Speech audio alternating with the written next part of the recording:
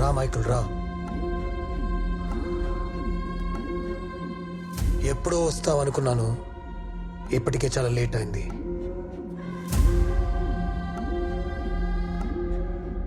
ఈ మారణ హోమంలో పారిన రక్తమంతా ఒక ఆడదాని నవ్వు గురించి అంటే నాకు ఆశ్చర్యంగా లేదు, అసహ్యంగా ఉంది.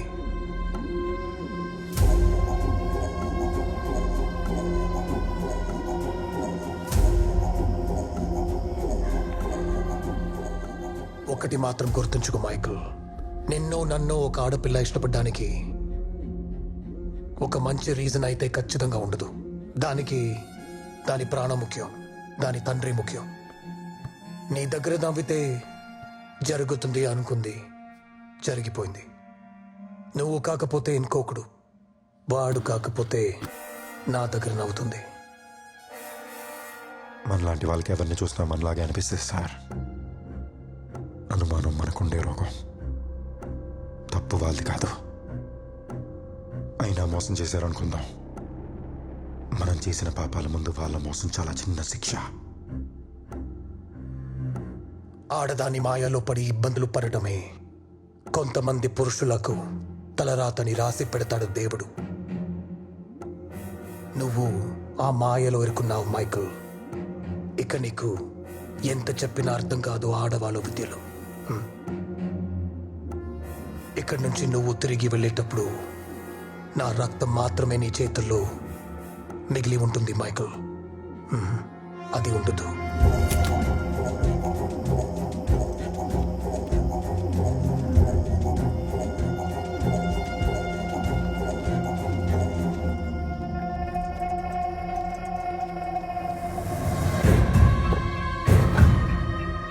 మీకు మేమెవరూ ద్రోహం చేయలేదు సార్. మీరు కానీ పెంచి పెద్ద చేసిన మీ రక్తం, మీ రక్తానికి మీరంటే గౌరవం లేదు, మీకు మీ రక్తం మీద నమ్మకం లేదు.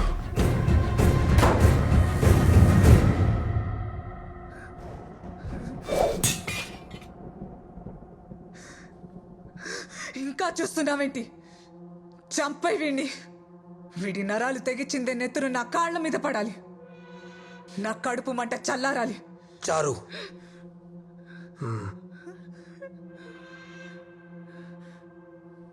ఏదేమైనా వాడు నా కొడుకు,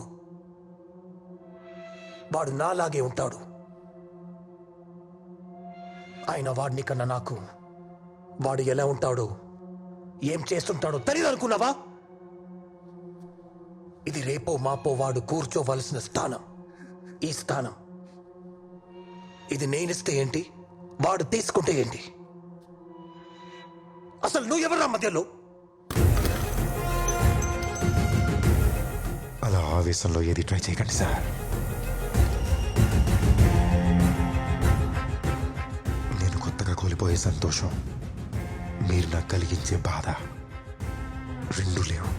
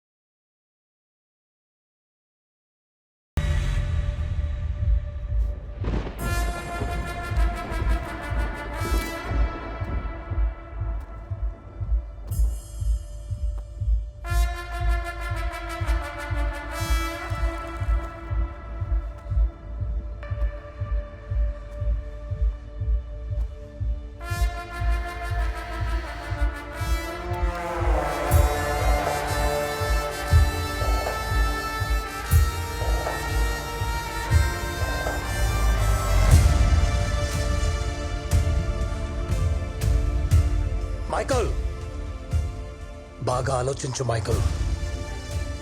నేను నీకు ఆశ్రయం ఇచ్చాను, ఆయుధాన్ని ఇచ్చాను, కానీ నువ్వు దానికోసం నిలబడుతున్నావు. నేనే కదా నీకు కావాలి. రా, తనని వదిలే. పాపం. ఛీ! వీడిని బతిమాలుతున్నావా? వీడి చావు చూడని నేను ఉంటే ఎంత పోతే ఎంత.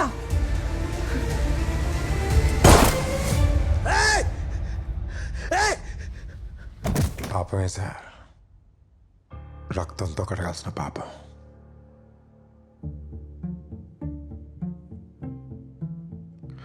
నేను ఇక్కడికి వచ్చింది మిమ్మల్ని చంపడానికి మాత్రమే కాదు సార్, ముందు ఈవిడ్ని చంపడానికి.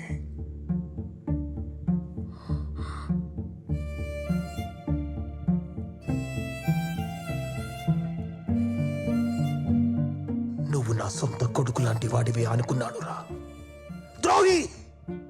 సొంత కొడుకు లాగే కదా సార్ అనుకున్నారు. అవును సార్, ఒక అమ్మాయి కోసం ఇదంతా చేశా. అమ్మాయి కోసం కాకపోతే ఎందుకు సార్ ఒక మనిషి బతకాలి? ఎందుకు 20 ఏళ్ళు కాసుకుని ఎదురు చూసుకుంటూ ఇవాళ మిమ్మల్ని చంపడానికి మీ ముందుకొచ్చి నిలబడాలి? అమ్మాయి కోసమే సార్, కానీ మీరు అనుకునే అమ్మాయి కాదు, మీరు మోసం చేసిన అమ్మాయి.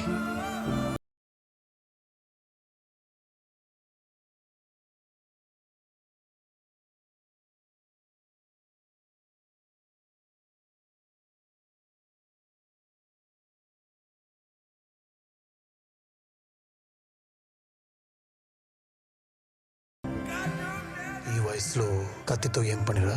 మా నాన్నను చంపడానికి.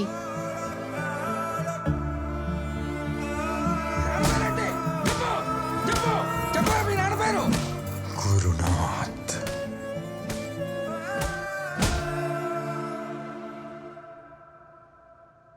అంటే నువ్వు ఆ జెనిఫర్ కొడుకువా?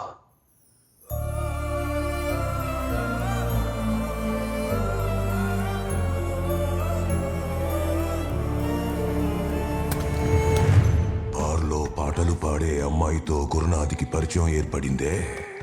ఆ అమ్మాయి పేరు జెన్నిఫర్. ఆ అమ్మాయి ఎవరు? ఆ అమ్మాయి కొత్తగా జాయిన్ అయిన సింగర్ సార్. పాటలు బాగా పాడుతుంది, వైలిన్ కూడా బాగా ప్లే చేస్తుంది. ఈ అమ్మాయి వచ్చాకే మన బార్ బాగా పాపులర్ అయింది సార్. జెన్నిఫర్ గురునాథ్కి బాగా దగ్గరైంది. అతనికి పెళ్ళయిన విషయం కూడా దాచి జెన్నిఫర్తో తిరగడం మొదలుపెట్టాడు. జెన్నిఫర్ గురునాథ్ని పూర్తిగా నమ్మింది.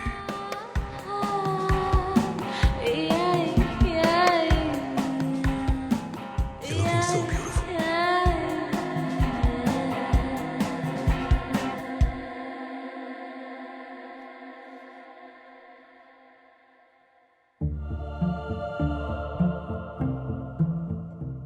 గురునాథ్ వల్ల జెన్నిఫర్ నెల తప్పింది.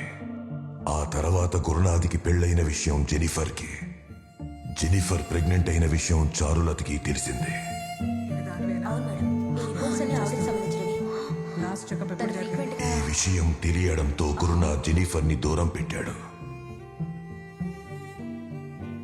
కడుపు తీయించుకోమని బెదిరించాడు. ఏయ్, నీతో పాటు ఉండటం కుదరదు. తీయించేసుకోమని ఎన్నిసార్లు చెప్పాను నీకు?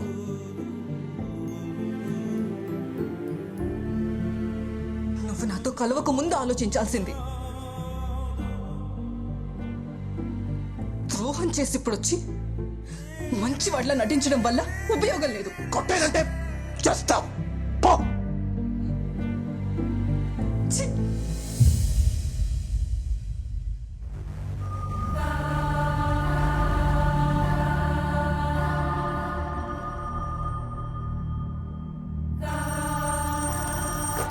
హలో. నువ్వక్కడే ఉన్నావని నాకు తెలుసు గురు. వెంటనే అక్కడి నుంచి బయటికి రా, లేదంటే దాంతో పాటు నువ్వు కూడా తగలబడిపోతావు. వచ్చే గురు, నీ గురించి నాకు బాగా తెలుసు. నేను అదో ఎవరు కావాలో తెలుసుకో. వెంటనే బయటికి రా.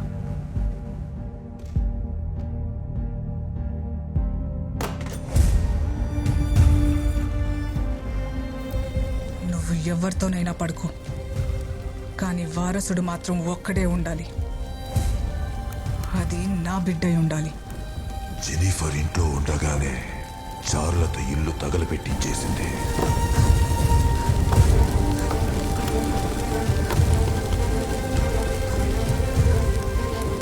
జెనిఫర్ ఎలాగో తప్పించుకుని కాలిన గాయాలతో తన తండ్రి స్నేహితుని వద్దకు చేరింది.